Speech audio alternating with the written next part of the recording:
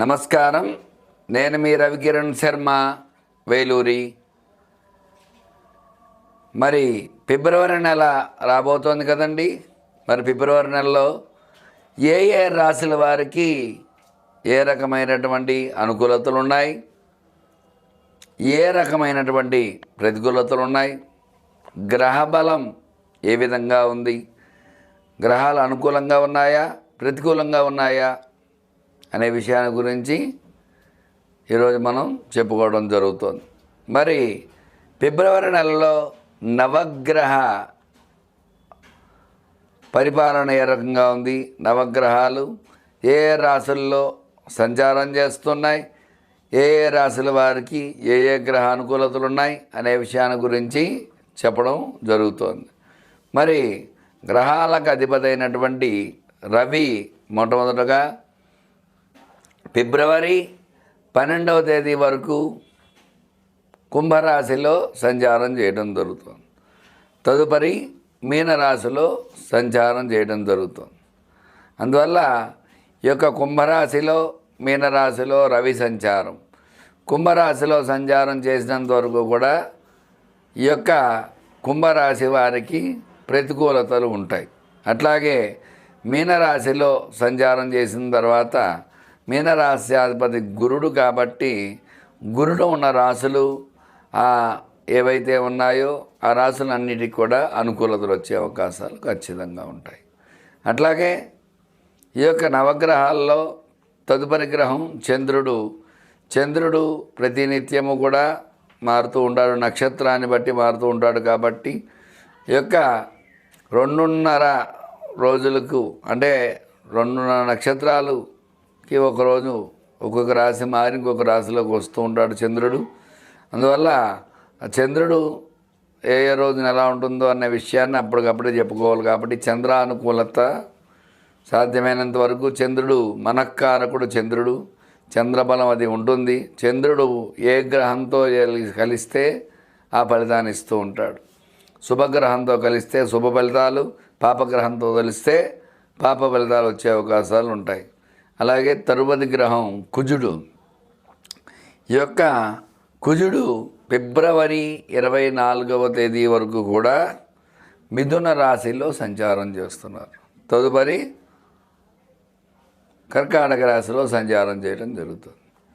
మరి కుజుడు అనుకూలత బట్టే వ్యాపారము, అలాగే వ్యాపార అనుకూలత, రుణ బాధలు, రుణ సమస్యలు, ధన సమస్యలు, వివాహ సమస్యలు, సంతాన సమస్యలు ఇవన్నీ కూడా కుజుడు ప్రధానంగా ఉంటాడు. కాబట్టి ఈ కుజుడు ఈ యొక్క మిథునంలో సంచారం చేయడం జరుగుతుంది ఫిబ్రవరి నెలలో.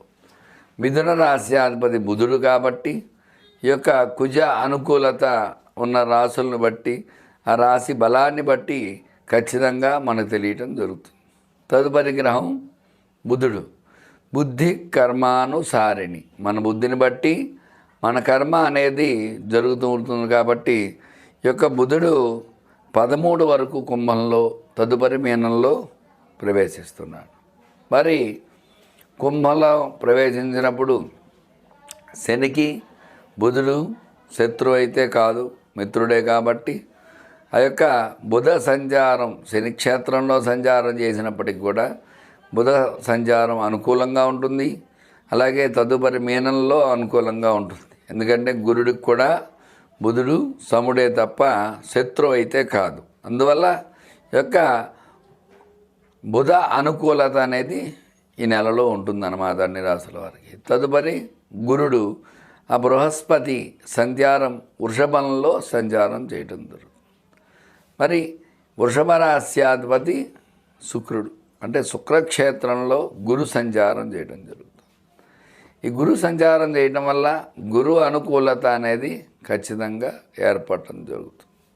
ఎందుకంటే ఫైనాన్స్గా చూసుకున్నట్లయితే శుక్రుడు అధిపతి, మరి విద్య, ఉద్యోగం ఇట్లాంటి వాటికి చూసుకున్నట్టు గురుడు అధిపతి. అటువంటి గురుడు శుక్రక్షేత్రంలో పడటం వల్ల అటు ఉద్యోగము మరియు ఈ యొక్క విశేషమైనటువంటి ధనం ఈ రెండు కూడా గురు బలం వల్ల వస్తూ ఉంటాయి. మరి తదుపరి శుక్రుడు మీనంలో సంచారం చేయడం జరుగుతుంది. మరి మీనరాశ్యాధిపతి గురుడు, మరి అదే మీనంలో రాహు సంచారం చేయడం జరుగుతుంది. అంటే శుక్ర రాహువుల కలయిక వల్ల కొంచెం ఇబ్బందులు వస్తూ ఉంటాయి. దంపతుల్లో అన్యోన్యత లోపించడం అట్లాంటివి చిన్న చిన్న సమస్యలు అవి కొన్ని రాశుల వారికి వచ్చే అవకాశాలు ఉన్నాయి. మరి తదుపరి శని సంచారం, శని కుంభంలో సంచారం చేయడం జరుగుతుంది.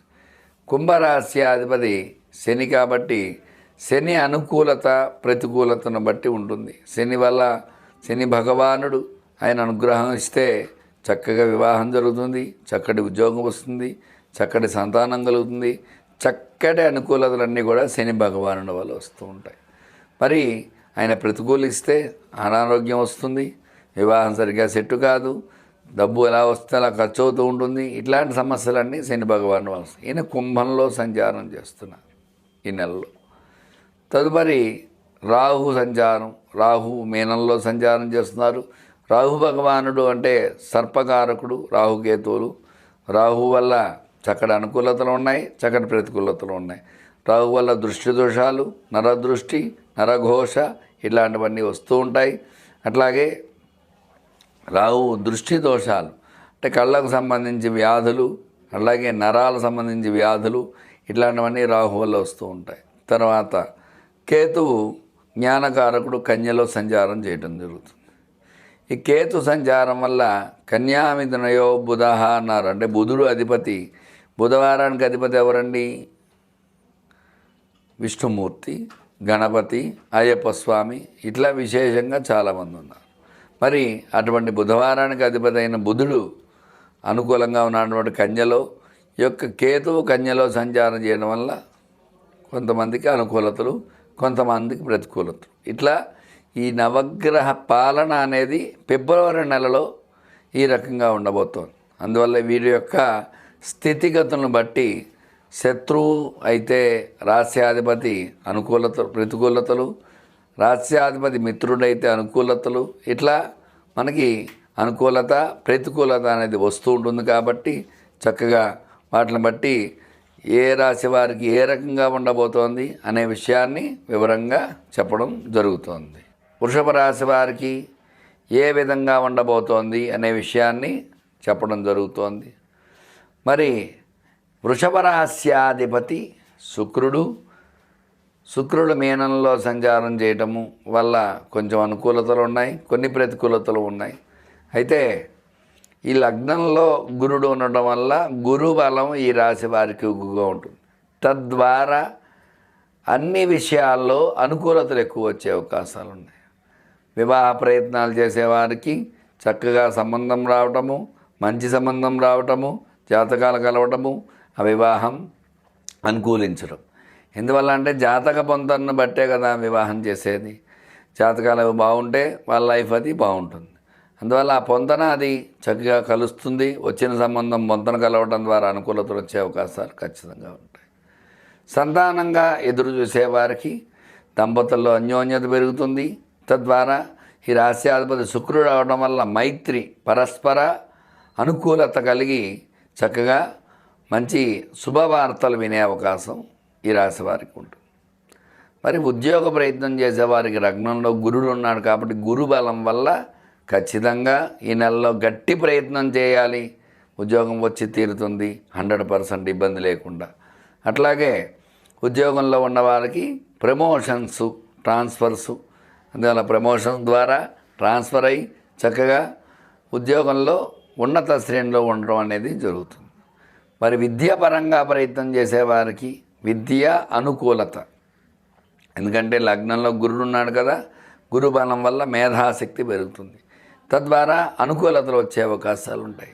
చక్కగా చదవటము, పరీక్ష ఉన్నత శ్రేణి ఉత్తీర్ణతలో పాస్ అవ్వడము ఇట్లాంటివన్నీ జరుగుతాయి. మరి విద్యా ఉద్యోగపరంగా అనుకూలతలు ఉన్నాయి. వ్యాపార పరంగా చూసుకున్నట్లయితే గురు శుక్రులు వ్యాపారానికి మూల స్తంభాలు.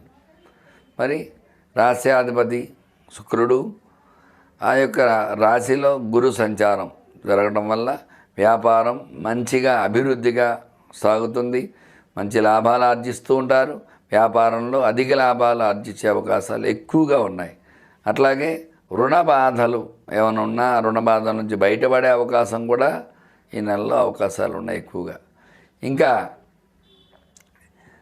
ఈ రాశిలో స్టాక్ మార్కెట్లో పెట్టుబడులు పెట్టేవాళ్ళు, శుక్రుడు స్టాక్ మార్కెట్కి అధిపతి కాబట్టి అనుకూలతలు వచ్చే అవకాశాలు ఉంటాయి. స్టాక్ మార్కెట్లో స్టాక్స్ పెరగడము, షేర్లు పెరగడము, తద్వారా అనుకూలతలు అవకాశాలు ఖచ్చితంగా ఉన్నాయి. మరి సినిమా రంగం కూడా శుక్రుడు అధిపతి కాబట్టి ఈ రాశ్యాధిపతి శుక్రుడు అవడం వల్ల సినీ రంగంలో విజయకేతనం ఎగరవేయటం జరుగుతుంది. తద్వారా అనుకూల పరిస్థితులు వస్తాయి. ఇంకా చెప్పాలనుకుంటే రియల్ ఎస్టేట్ పరంగా చూసుకున్నట్లయితే కొంచెం ఇబ్బందులు ఉన్నప్పటికీ కూడా మిశ్రమ ఫలితాలే వస్తాయి రియల్ ఎస్టేట్ వ్యాపారం. ఎందువల్ల అంటే ఈ యొక్క శుక్రుడికి కుజుడు శత్రువు అవడం వల్ల, ఆ యొక్క కుజుడు రియల్ ఎస్టేట్ రంగానికి అధిపతి అవ్వడం వల్ల కొంచెం ఇబ్బందులు వచ్చే అవకాశం ఉన్నాయి. అందువల్ల రియల్ ఎస్టేట్ మిశ్రమంగా సాగుతుంది. అనుకున్నంత రియల్ ఎస్టేట్లో అధిక ధనలాభాలు అయితే ఆర్జించలేరు, కొంచెం ఇబ్బందులు పడే అవకాశాలు ఉంటాయి.